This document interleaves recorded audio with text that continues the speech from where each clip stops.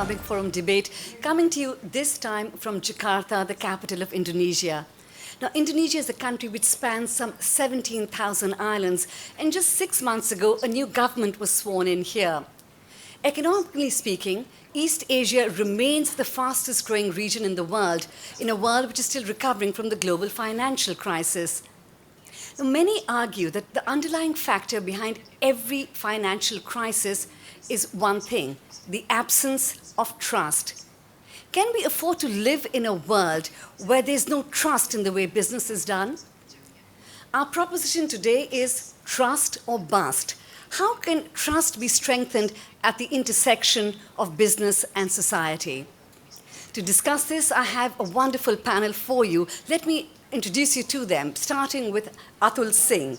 Atul Singh is the Group President, Asia Pacific, of the Coca-Cola Company, the world's largest soft drinks maker. Frankie Usman Wijaya, Chairman and CEO of Sinarmas Agribusiness and Food, one of Indonesia's largest conglomerates. Susi Pudjiastuti is an aviation tycoon, an entrepreneur, an activist, a school dropout, but above all, a Minister of Maritime Affairs and Fisheries, and a very popular minister at that, from what I've heard. Then we have Iqbal Syed, who's chairman of the Indonesian Trade Union Confederation, confrontational, combative, and charismatic, a voice in Indonesia's labor movement. And finally, Mark Vizo, President and CEO of PACT USA, a non-governmental organization for development. Ladies and gentlemen, please join me in giving a warm welcome to our panel.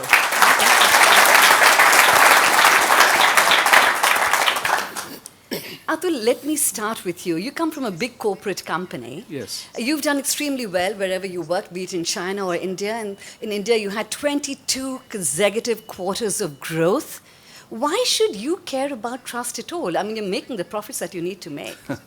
Well, you know, trust is the very basic foundation without which I believe business is not going to thrive. I've been fortunate working for the Coca-Cola Company that operates in over 200 countries, and we've been around for over 128 years. And brands to us mean a lot, with, of course, brand Coca-Cola as a leading brand. Brand is a promise, and a great brand is a promise kept. And without trust, consumers are not going to buy a brand that they consume. So we believe that it's at the absolute fundamental to doing business. We'll come back to that, Atul. We'll talk more about the brand. But Frankie, you're also the head of a large empire. Surely it's the dollar which is driving your business and not some kind of nebulous concept of trust? Well, I think it's quite fortunate that my father established Sinarmas Group, which is already about 77 years coming. And he said, trust is more important than his life. So it's built in our DNA, actually, as a corporate. And I think this is very fortunate that we built everything based on trust. And I can give you example that, especially in our agribusiness, which we developed already about 300 schools, more than 300 schools, 40,000 students, and about 150 clinics surrounding, so that we really give a lot of interaction with the community, so that wherever we operate, they really appreciate our presence. That trust building is also important to interact.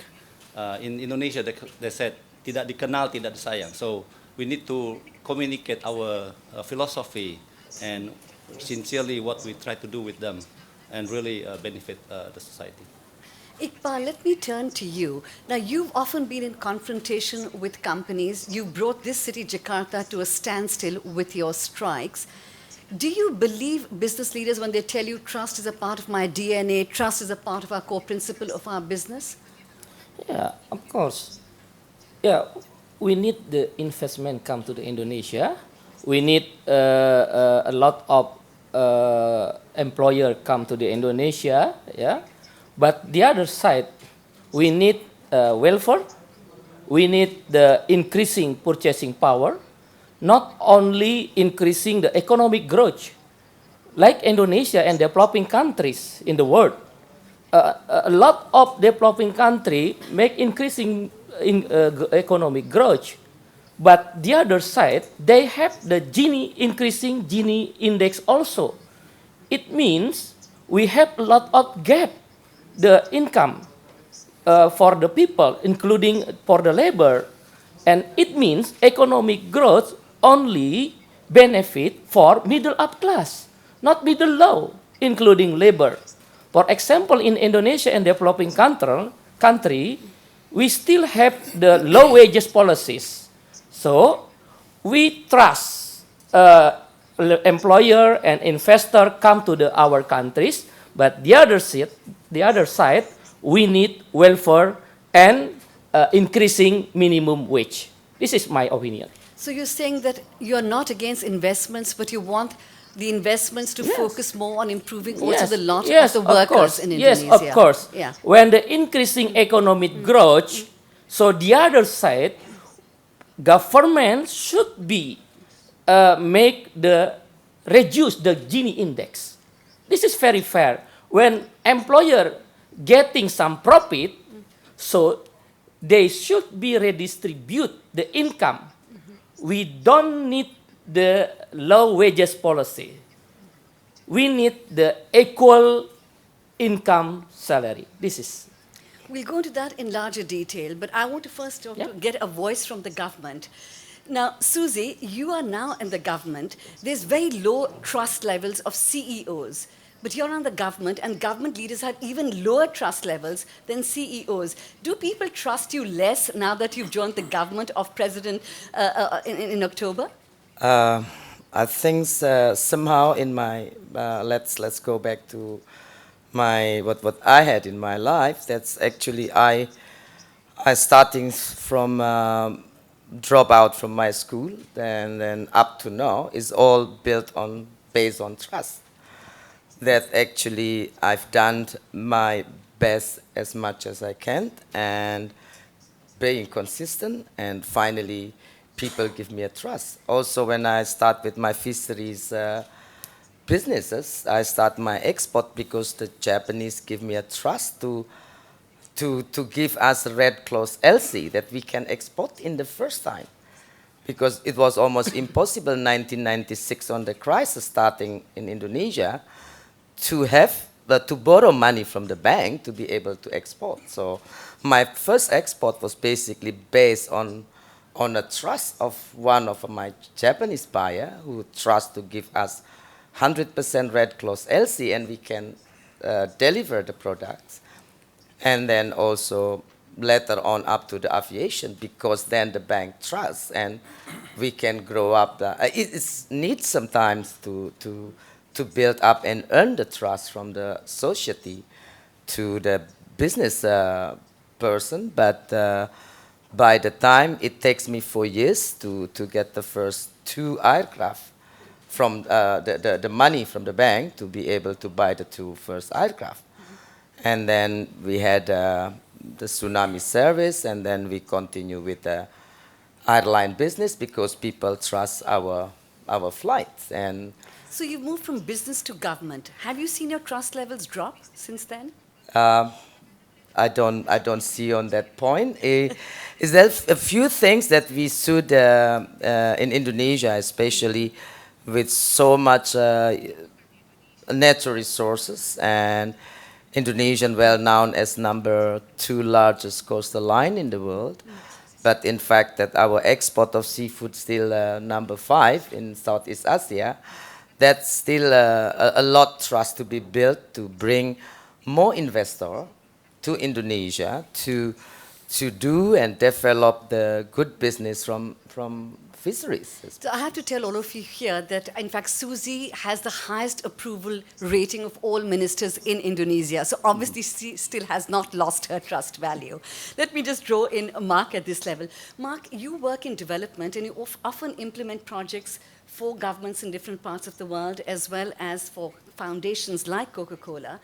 150 projects in 30 countries. How difficult is it for you to convince people that trust is a currency which is important for the greater good of society? Well, I think it's a fascinating question. Trust is such an emotional, personal thing. And so how do you take something that's so intangible like that and somehow quantify it and make it tangible like a currency? That in and of itself is a challenge. You know, trust is, I think, hard to get and easy to lose. And so I think that where it starts is it starts by the very essence of why there's an engagement. Do people, it's no different than with individuals or families or communities. It all comes from a genuine sincerity. And if there's a genuineness of shared values, of shared intent, of a translation from stakeholders to joint shareholders of something, then you have a good basis for that dialogue that can through transactions of fulfilling the promise, be proof points of why we should have that trust. You see, now all of you have made a very strong commitment to making trust a core value in your business, in your operations, in your lifestyle. But the statistics show that, in fact, just 20% of the general public believes what business leaders tell them and believe that business leaders take ethical and moral decisions. And yet, a survey by Edelman shows that 86% of the general public believe that it is possible for business to take decisions which are for the good of society, at the same time they enhance profit. So obviously there's a big gap between the perception of the general public about trust and what they believe can be done. Frankie, let me start with you again on this issue. Now, your company, Sinar Mas, has had a rough time. You had a stage in 2009, 2010, where various multinationals boycotted palm oil from your company, Nestle and Unilever. Then recently in 2013, you had another problem with smog and haze due to the burning of palm oil plantations. Yours was one of the companies which was singled out as being perhaps responsible. How do you deal with this drop in trust? How do you reorganize your value chain to make sure that the trust comes back from the people? Well, it's a very good question, and thank you for the question, because this is the opportunity for us to really clarify and gain the trust back. Actually, we have done a lot in the sense that for the policy which the government has given us, we always try to do more than that. For example, zero burning policy. We have adopted that for let's say the government said, this year start, and then we already started 3 years back. And also non-pit planting. Actually, the government already given us 3 meters that you could plant below 3 meters. So we have said with zero pit soil planting for the few years back. So these are the few things that we have done, but I think we have not been communicating that enough. So maybe this is a good platform to really communicate each of initiative that we are doing. And actually, I'm also very fortunate to co-chair the PISA Agro so-called Partnership for Indonesia Sustainable Agriculture. So how can we also help not only just ourselves, but the industry itself, the palm oil industry, and other crops to be sustainable. And that platform really built trust together between the private-public partnerships. And how can we build that trust, basically, is to have the measurement, the KPIs, and really they feel that the sincere care is there. And we have been successfully having about 3 years launching of the PISA Agro, and we have 86,000 farmers has been feeling that this platform has been helping them in terms of the elevating their poverty line by increasing their yield and also certainly the productivity and their income. Atul, can you measure something like trust? You said trust was an important part of Yeah, your sure. company. We actually measure trust and corporate reputation, which is another proxy for trust. And I'm very pleased to announce that, overall, a company like ours, when you go around the world, again, 200 countries, and we don't measure every country, but most of the major ones, we have a very high trust rating. Consumers, consumers consume over a couple of billion drinks per day. And they vote with their wallet every day. And this is across the board. And they wouldn't do that if they didn't trust the quality of our products. Consumers today buy from companies that they trust. We believe in sustainability as core to our foundation of doing business. This is not a CSR that we do on the side somewhere. Every aspect of our value chain, whether it is farmers that we deal with in Africa, in Asia, other parts around the world, we work with them. We work with their yields. We work with, for example, in India, drip irrigation, partnering with different people within our value chain to make sure that we can help them sustain a good livelihood. Iqbal talked about employment and wages, etc. So, we ensure that across the value chain, we are supporting different stakeholders, and more importantly, communities in which we operate. Not only where our bottling plants are located, but also communities where we sell our products. Working with, we have a program, in fact, with PACT called the 5x20. We've made a global commitment of empowering 5 million women by the year 2020. That's just one example. Yeah, but and all of this adds to trust. But the point is that you're obviously selling the highest number of soft drinks in the world, so you must be doing something right at Coca-Cola. But at the same time, sales are falling, and Coca-Cola is projected to lose some 2,000 employees this year. And there's also been controversy about various projects which Coca-Cola has taken. For example, in Britain, the anti-obesity project. Coca-Cola wanted to set up some 70 parks, fitness parks. And there's a huge outcry amongst the public and amongst many experts that this is a disingenuous attempt to distract from the fact that Coca-Cola carries a lot of sugar. Yeah. So at the same time, I think one has to be very careful about where the trust factor lies. So obviously, you're also facing some tough challenges. Oh, sure. There are issues, there are challenges across the board. You mentioned obesity, that's one of them. Water, we were at one point in time challenged on the water usage. Because, we're in the water business, and we were challenged on water. But I'm very happy to say that in lots of countries around the world, we actually put back more water into the ground than we use in our products. And we've made a commitment that by the year 2020, we'll be water neutral. That means we will actually, through rainwater harvesting, check dams, other innovative processes, use less water, put back more water into the ground than we take out. Obesity, it's a complex issue. It's about calories in versus calories out. We want to be part of the solution. We want to be able to work with society. People don't trust you to be part of the solution. That is the bottom line here. I think people don't trust you because they say that you are trying to use a branding technique, you're trying to use a program to actually distract from the problem. There are some people who say that, absolutely, and Britain is one example. There are a couple of others. But by far and large, when you look at the couple of hundred countries in which we operate, we have what we call the golden triangle: civil society, government, and corporates. We are the facilitator that brings all together to find solutions. I want to be part of a solution. We have an issue. Obesity is an issue. Now, let's not debate as to how it's being caused. Let's find a solution. And I think when you look at working with government, working with NGOs, civil society, other companies, we're finding solutions. And creating trust. I mean, that is the currency, Absolutely. creating trust. Now, Susi, you are facing many challenges as well. As I mentioned, Indonesia comprises of some 17,000 islands, the second largest coastline in the world, and you are the Minister for Fisheries. So you have a lot of challenges ahead of you. How are you dealing in terms of policy, tackling some of the issues that you're facing right now?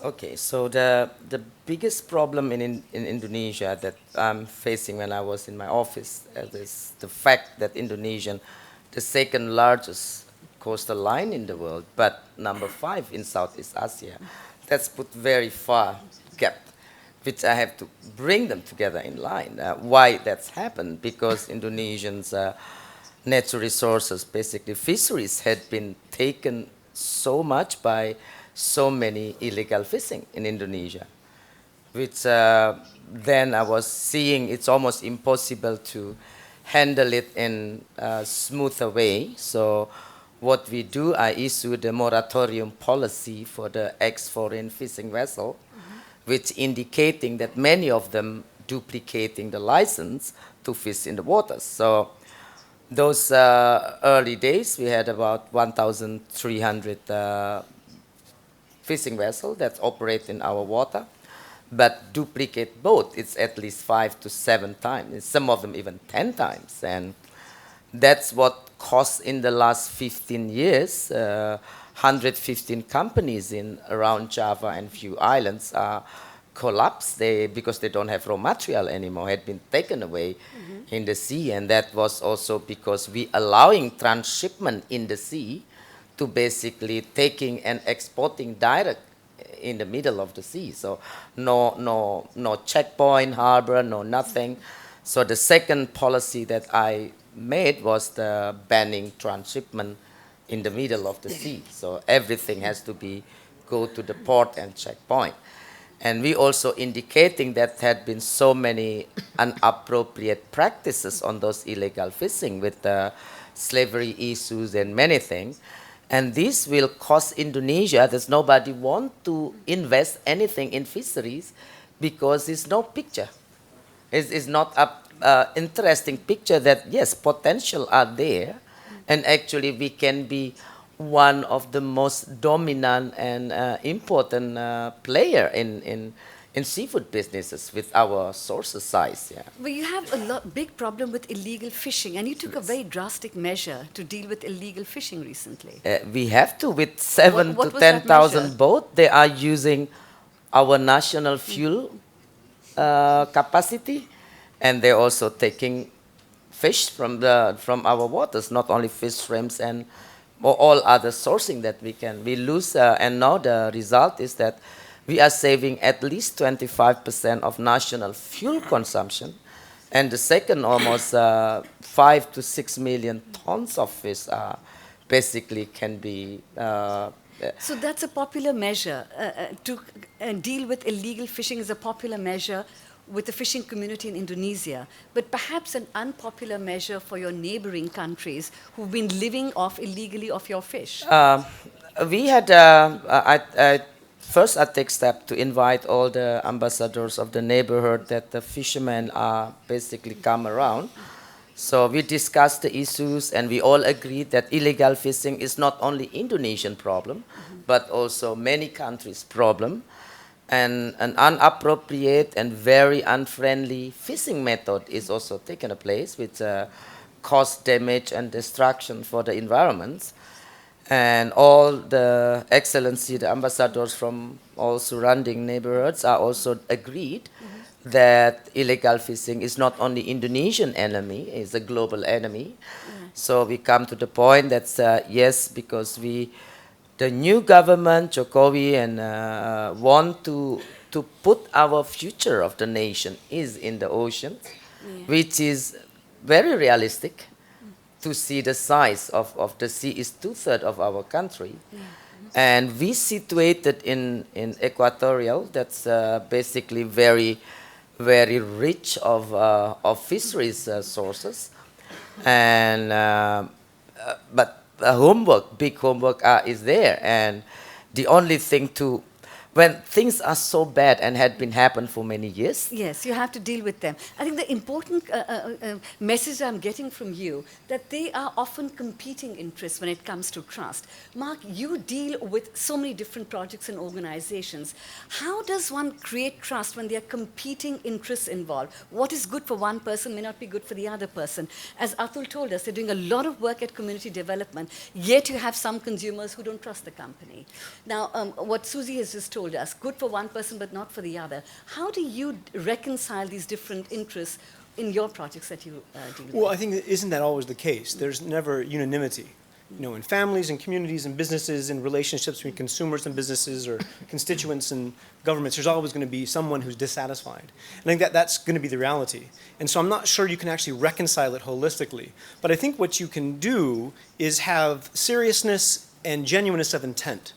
Not to help out our poor friends at Coca-Cola, but there's always going to be an issue with people thinking that sugar drinks are causing obesity, or as Coca-Cola refers to it often, overnutrition, which is an interesting way to put it. But there's also actions that can demonstrate that intent of wanting to have everybody be whole. to have this sincerity of interest of shared purpose. And so Coca-Cola's produced a whole set of lines of drinks that are 0 calories or different ways to do it. And so that plus being a water neutral company by 2020 when their single biggest ingredient is water, it's mind-boggling. So I think, for PACT, when we work with different companies, there are some companies that we think it's not quite right for us to partner with. And it's not because of what they do or what they don't do inherent in their business. We all are users of whatever these folks produce. It's about the intent behind it. Are they looking at people as stakeholders or as shareholders? Are they trying to have an honest, genuine dialogue about how you co-create and discover what's best for all?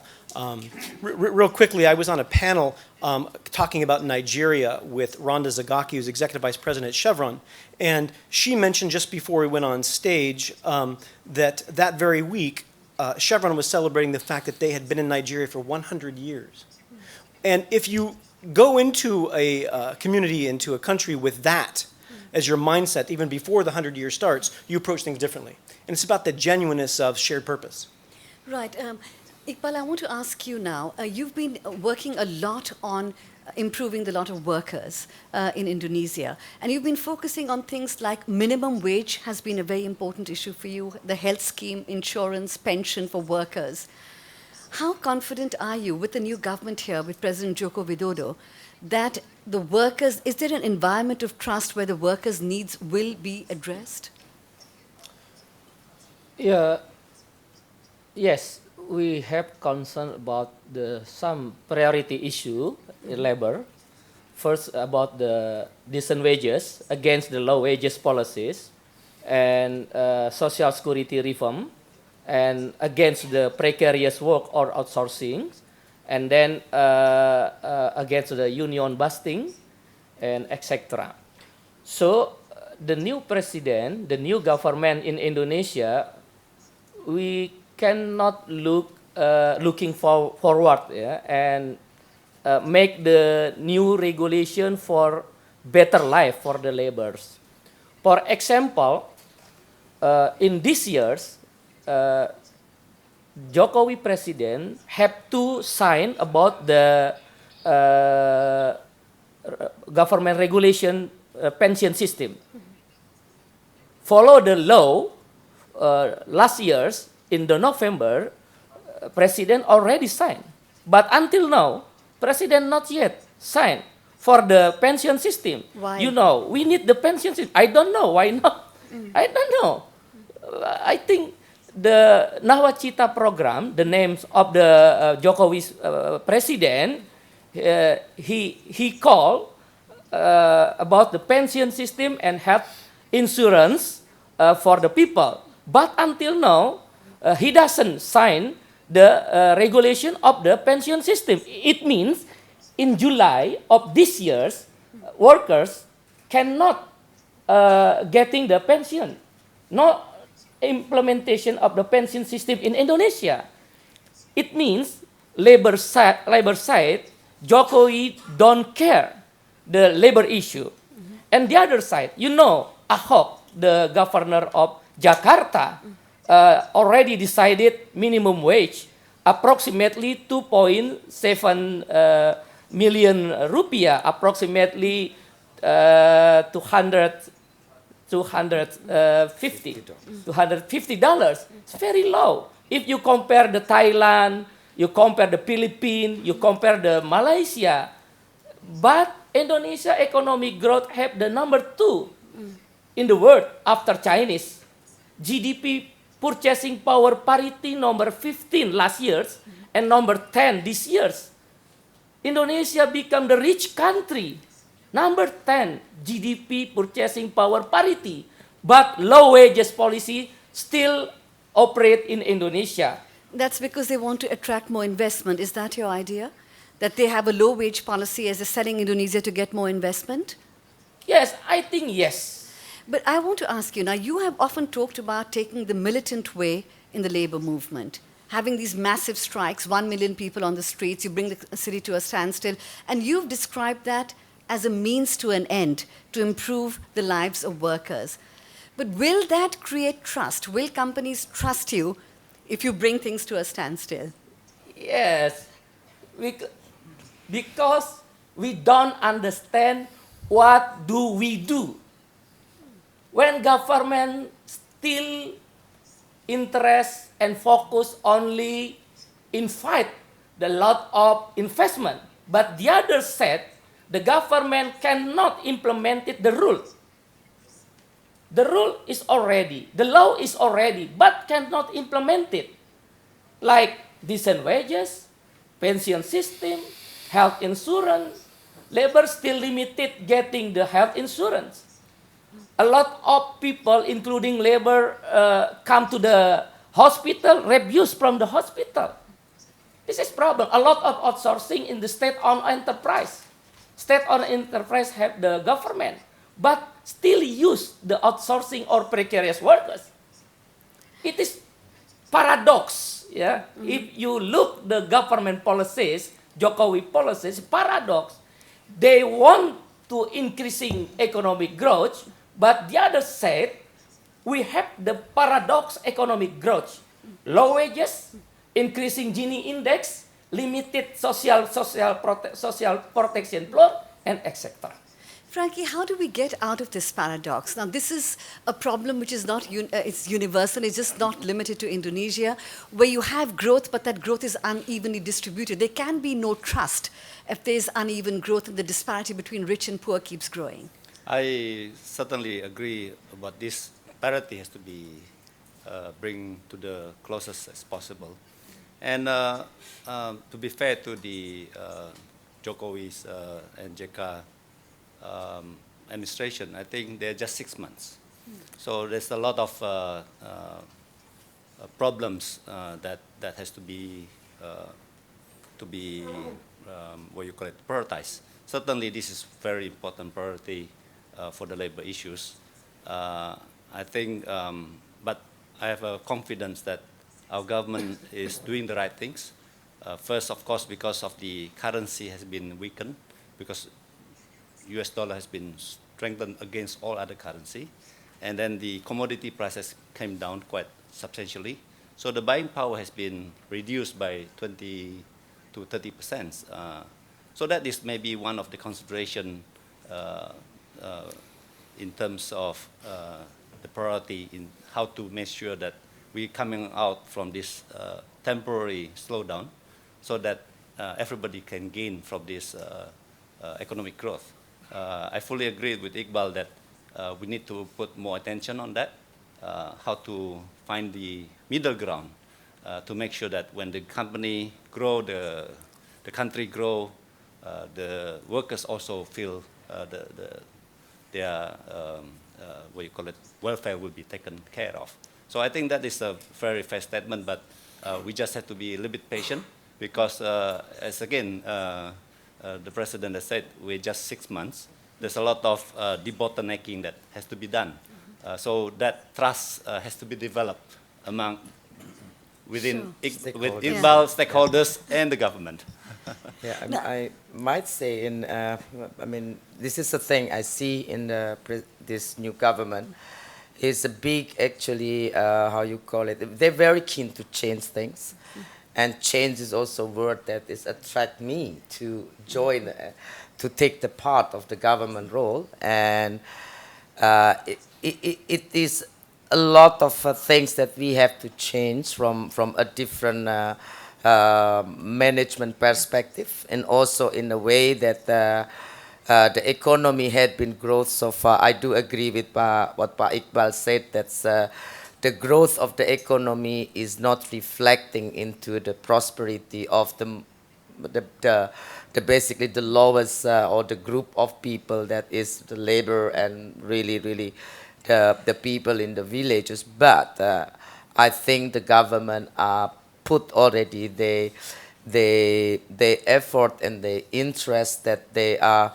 Of course, we have to battle. The first thing is the fuel subsidies that had been taking so much of the country money every year. We almost spend 400 trillion. This is about $40 billion into subsidizing fuel.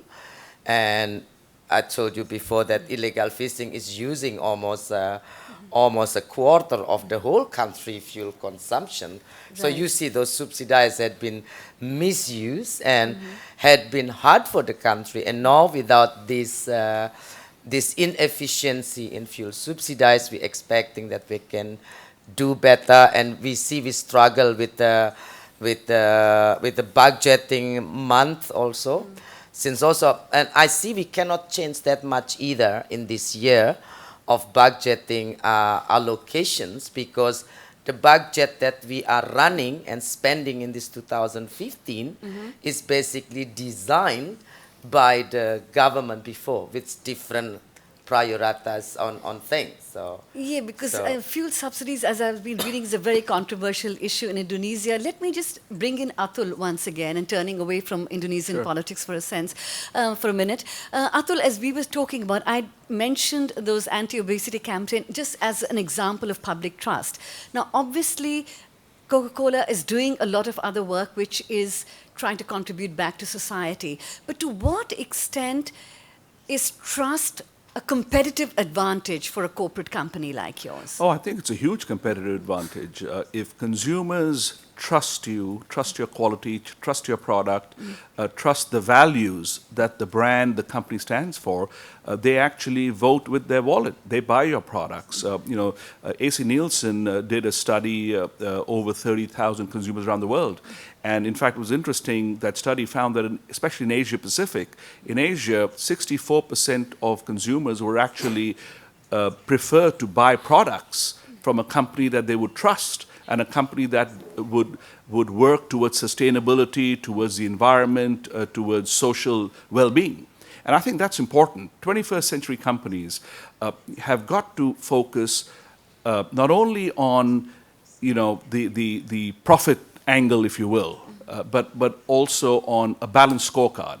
I mean, we have to be able to grow our businesses without growing the carbon footprint, for example. You have to grow our businesses with using less on per unit of electricity, if you use electricity, but do you believe there's a regional variation in trust? Now, you worked in 4 continents, and research shows that small and medium-sized companies run by families are trusted the world over, apart from Asia.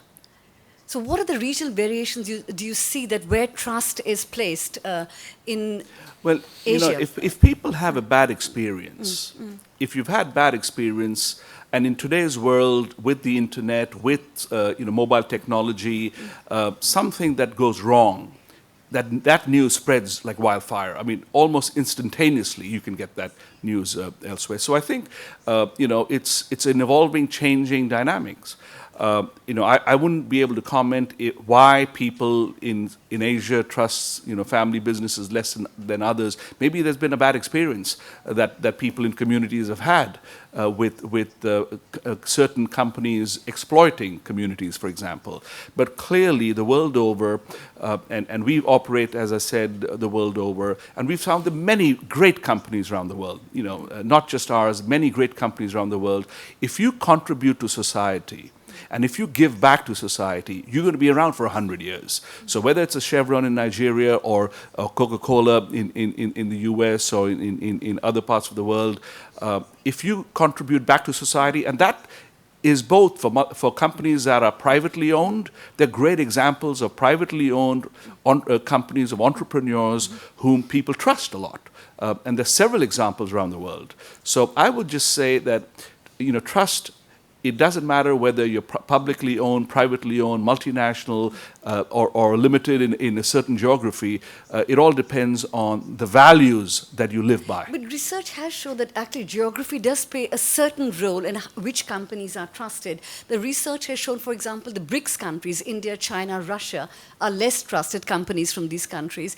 And the country which is most trusted, I'm pleased to report, this is not my research, is Germany, followed by Switzerland, Sweden, and Canada. And that's because they believe public perception, again, this is all public perception, is that these countries pay more attention to looking after employees, communities, and the environment. But that's by the by. Mark, I want to ask you, is there a trade-off when companies put trust at the core of their business? Is there a trade-off? And if companies are not trustworthy, can they go bust? Yeah, I think so. I think we have to be careful. If you use putting trust at the core of your business as a methodology to gain greater sales, it will be seen as disingenuous and backfire. And so I think that it comes back to, I'm sorry to be a broken record, but what is the intent of a shared values with folks that engage with you in a business transaction? And if you're trying to manipulate your image, PR, or trying to be seen as trustworthy, people will see through that. And it's the same with people, right? It's no different. I'm sure there's geographic differences. Edelman's done a lot of research on trust, and some of the data shows that it's true. I think one of the things that can happen when you have had a bad experience, I don't think that necessarily kills an opportunity for trust. I think a bad experience admitted, honestly, openly, and then rectified can actually, ironically, deepen trust. And so it's all about that genuineness. So you can't fake trust, is what you're saying. I think you can give it a really good try, and I think it'll work for a long time. But at the end of the day, particularly in communities where there's not a lot of fungible resources, where you're earning $1, $2 a day, you lose trust very quickly if there's not authenticity. It's a question of authenticity. Susie, I have to come back to you because from what I have heard and read about you, it's not what you say, it's what you do. Your life was transformed, you wrote by your own admission, during the 2004 tsunami. What is the story there? Okay, so I had 2 aircraft on those days, still about a month, and running my fisheries business, taking the live lobster and the fresh fish to Jakarta. And then the tsunami happened. We helped the people for 2 weeks. That was only the plan. But then people, keep the plane here. I said, I can't. I don't have enough cash anymore to run free flights. So then the trust from all the NGOs basically to charter our aircraft. And that's how we're starting our charter business. And then we get more and more and more. So actually, 2 business that I have are starting by without helping, business plan. So and helping the people of the tsunami. And Indonesia was the worst affected country during the tsunami. And I think you're right, that sincerity and genuinity are very important actually to gain the trust or to win the trust in the first place. But for the long run, commitment that you keep, you give share of what you earn back to the stakeholders or to your buyer or to your customer. What Coca-Cola do, basically giving back and incentive to the user of your product will always be your benefit back. Basically, will benefit you back. So what you do in the normal market, it's always go back to you. And just starting from those 2 airplanes, you now have more than 30 airplanes, and your airline is had called 50 aircraft now 50 flying aircraft, and your around airline's called Susi Air. Is yes. that right? So Wonderful. I always say to my Japanese buyer, I put my name, so that's a life guarantee. Oh, wonderful. So for the quality. Thank you. So that's to hold the trust from there. Personal investment. I won't mess around because I can't change my name. So that's what I said. Now, Frankie, when Susie talks about honesty and sincerity and trust, I mean, most people simply don't associate this with a business, right? Now, you are associated with so many boardrooms, you know so many directors, you're associated with many companies.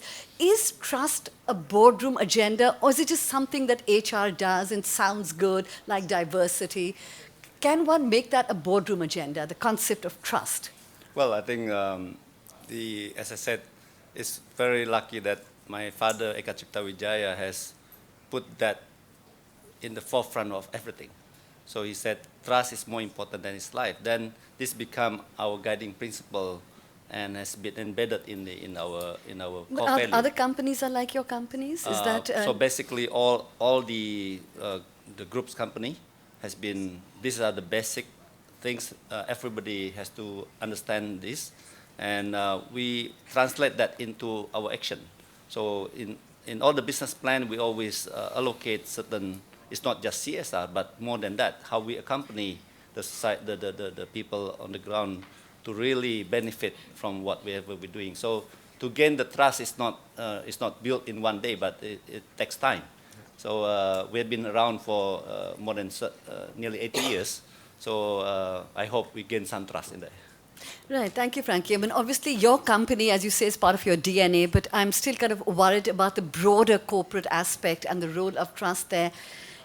Iqbal, what do you feel? You've listened to what everybody's saying, you've listened to the government voice, you've listened to the corporate voices. How do you feel? Are you optimistic about trust being at the center of labor relations? You have to deal with trust with companies, but there's also a lack of trust within and between different unions. Yeah, we should be optimistic for the life, because so must be go on. We cannot back for the experience. We need the future. For example, in Indonesia and developing country, yeah, we have paradox economic growth, yeah, and we can look if you look in the employer side, for example, yeah, in the Nike, Adidas. Pay the Tiger Wood for the showing in the television $5 million. Pay the labor for the salary per month approximately in Indonesia 2040. It is not fair. So we need fairness. We need fair trade, not free trade only.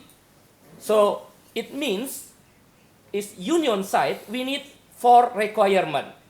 First, mutual trust, partnership equality, transparency, and accountability.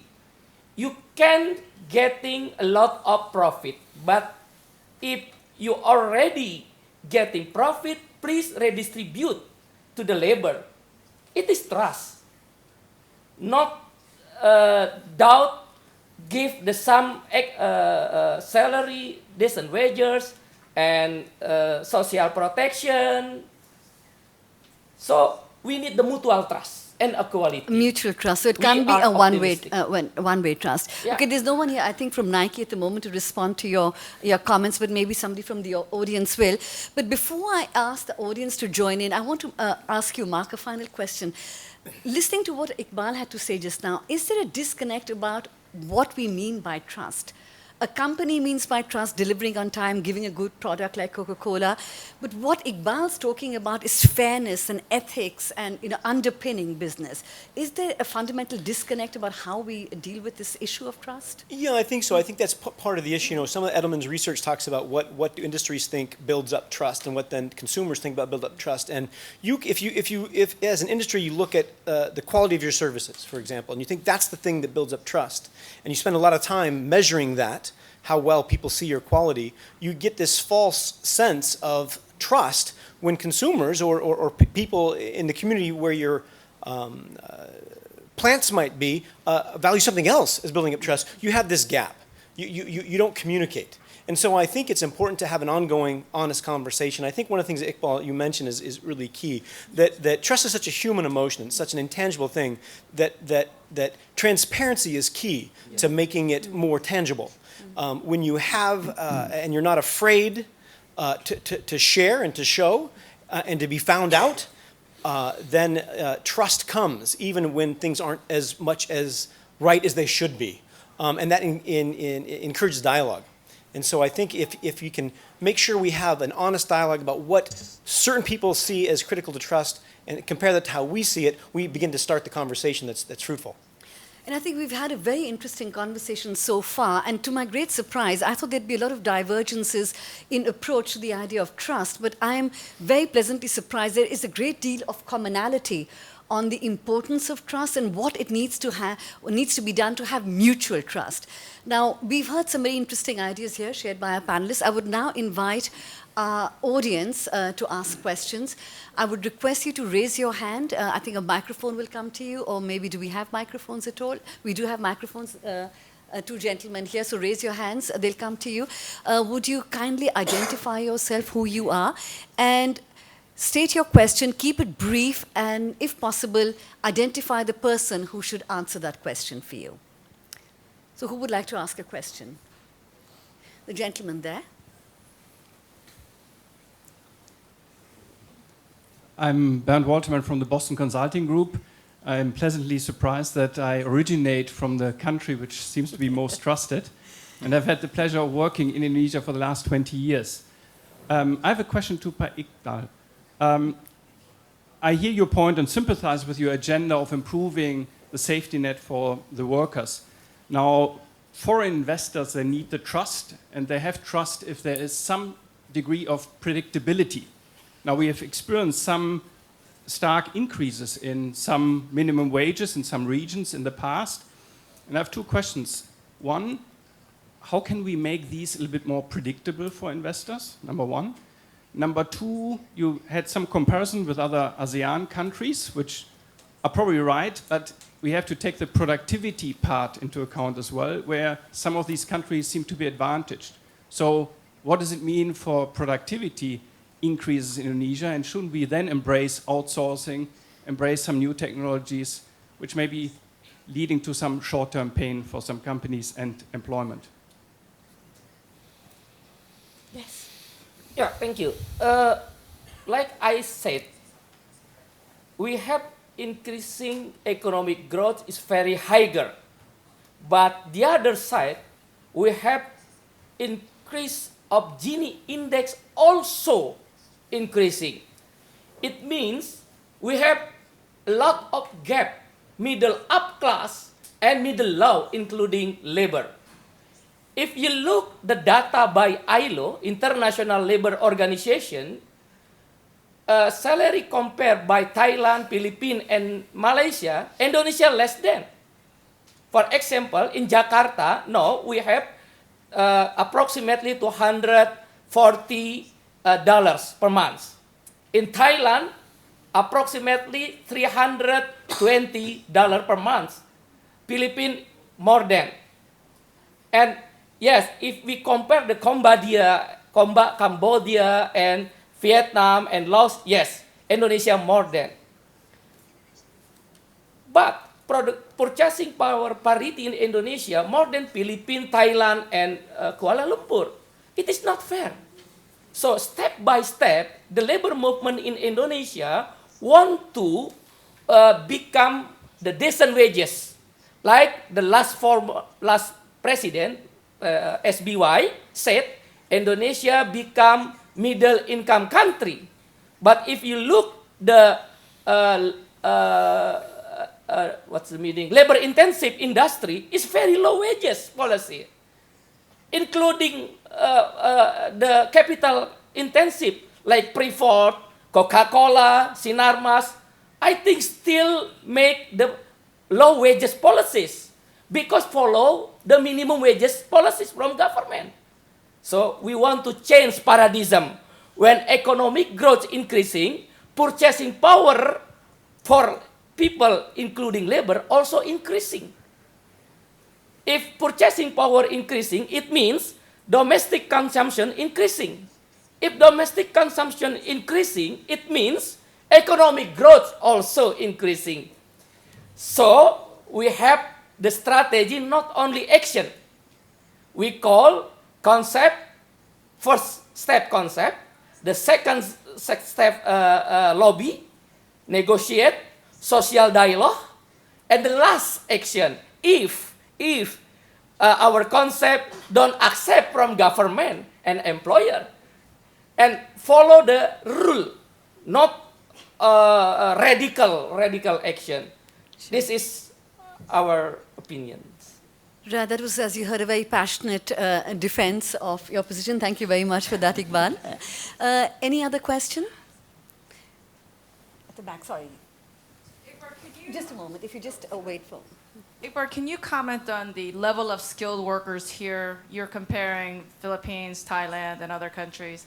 Can you kind of elaborate on your opinion on the level of skilled workers in Indonesia versus other countries, for one? And two, what your group is doing to educate the labor force on being better skilled workers, on taking personal initiative? Yeah. Iqbal, if you give a short answer to that. Okay. Yeah? I follow the McKinsey Global Institute data.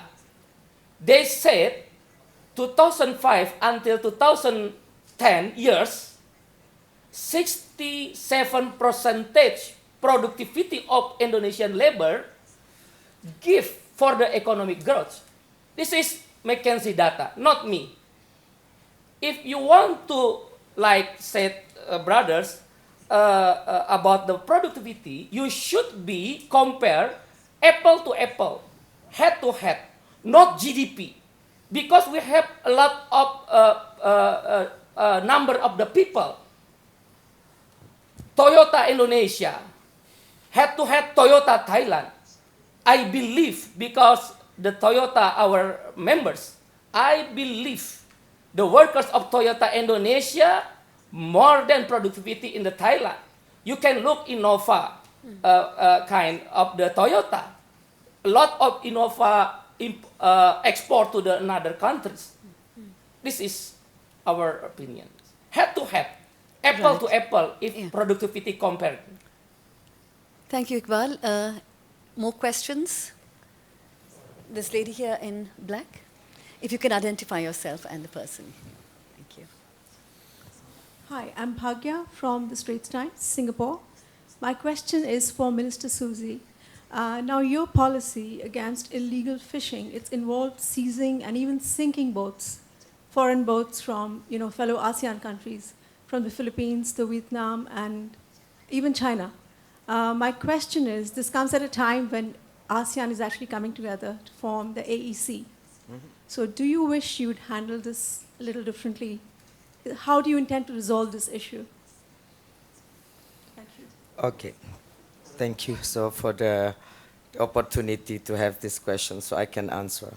So back again, that's what I said. Indonesian had been for 20 years, almost, I think, can even be more, we don't know, so that thousands of boats are fishing in our waters. The last 15 years, 115 companies have been collapsing. And fishermen alone are getting less and less and difficult into getting their fish, even for eating only. So the practices of fishing is getting brutally done by many Indonesian coastal fisheries people, by bombing, by cyanide, and many other, that because of desperations of the sea sourcing that taken away that much. I mean, can you imagine if just an example, Vietnam has 1,900 boats in one time in Natuna waters. And then we captured one boat in February in Raja Ampat. That's the holy diverse site for Indonesian fishermen. I don't think any Indonesian fisherman will go fishing there. And we captured one Vietnamese boat with 2,100 shark fins. Imagine 2,100 kilogram shark fin mean coming from 200,000 kilogram of fish. And then just the last we captured in Haifa, one tramper with 900,000 kilogram. This is a dream of many Indonesian processing plants. And this had been happened for many years. And nobody seems to be aware. Jokowi said we had been putting the oceans in our backyard. So memunggungi laut, he said in Bahasa. So never see it. And the fact and the reality become too much difference as the second largest coastal line in the world, but we are number 5 in Southeast Asia. That is so much to see, and we had discussed this together. Indian put that measure into Indonesian boat that entering the water. Australian had been sinking 1,500 Indonesian fishing vessels who enter Australian water in the last 10 years. But we do 20 or 30 of them now, almost 30, in public way because the president want to give a shock treatment. Yes, Why we have to do shock this? Therapy, didn't shock he? therapy, because with such a huge territorial and such a huge number, there's no other oceans have fishing poacher as much as 7,000 to 10,000 fishing vessels, other than Indonesia. Right, You I know, think there we have to imagine leave it, Susie. those 1,000 boats coming to Sure. Germany waters or England water. Imagine And that's not small boat. It's 300, 500. The smallest is 50 to 80 gross tonnage, which average Indonesian boat 80%, at least 70% still 5 gross tonnage. What can we do? We have to do something. But Susie, in we this have to case- leave it there. Thank you very much. I'm sorry, you've all been really good about giving me very short comments during the debate. We are now running out of time. But I just want to tell you that Jokowi is the affectionate name for the Indonesian president, whose full name is Joko Widodo. Joko Widodo, yes. Just so that our international viewers know who we are talking about. Now, does anyone else have a question? We would like short questions and short answers. If not, I'm going to ask Susie to tell us more about the fishing policy here. Anyone else? A gentleman there in the pink shirt. Hello, I'm Geraint Hughes from Clifford Chance. Maybe a question for a couple of panelists briefly. How important is social media to either gaining or losing trust? Okay, I'm going to give that question actually to begin with to Atul and then to Frankie. Well, clearly social media is very important. And in today's world where everyone's connected, it's that much more important. And it's a great vehicle to gain trust. You can lose it, as my colleague here mentioned, very quickly. We've built a business over 128 years. It may take 128 days or 128 minutes to lose the trust in today's world. So clearly it is important. And it's important, we have to all be responsible in how we use it, and we have to be authentic and genuine so that it's long-lasting. But that's a short answer to an important question of today's age. Thank you, Atul. What about you, Frankie? How Well, important? thanks to social media, I think our president gained the popularity through social media because he was coming from Solo, only the head of the Solo, and come to Jakarta as a governor. So that can be really powerful tools, but we have to use it very responsible way. And I think that is we have to embrace ICT is very important for every business that we're doing. I think also social media just puts so much pressure on all companies and the government because it's so easy to mobilize opinion for or against. And I think that's has its upsides as well as downsides for those who are affected by that. Mark, do you want to add to that? Just briefly, I think it's a really great question. It's sort of like how I started my favorite color, gray. Social media is like Prometheus and fire. It can be good or it can be bad. It can take on the color however you want to use it. And so I think it puts a lot of pressure on businesses, on governments to be proactive.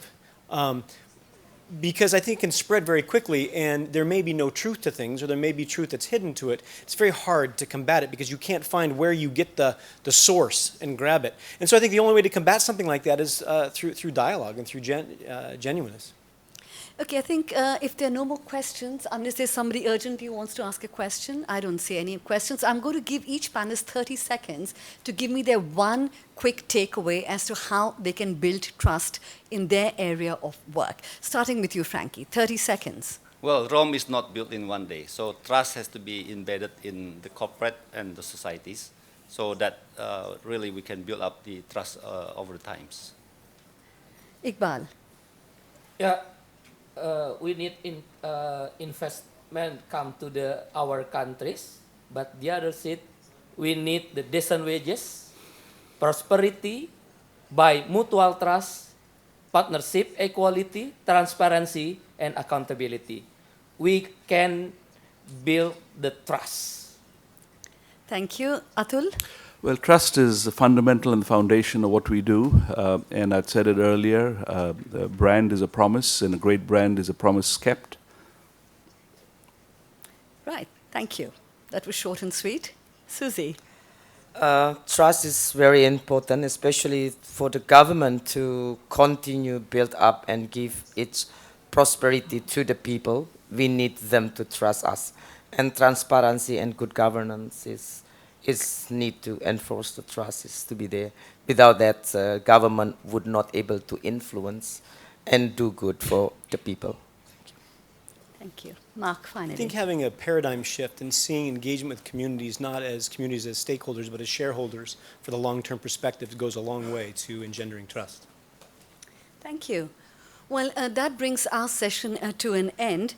Now, the absence of trust has great potential to derail the gains we've made socially and economically. I think all of us here sitting on this podium agree that it's really important all of us, business, the government, and society, put more focus on not just value, but values, not just financial gain, but the ethics which underlie our interaction. It's time to put trust back at the heart and center of our relations. That was the DW World Economic Forum debate coming to you from Jakarta.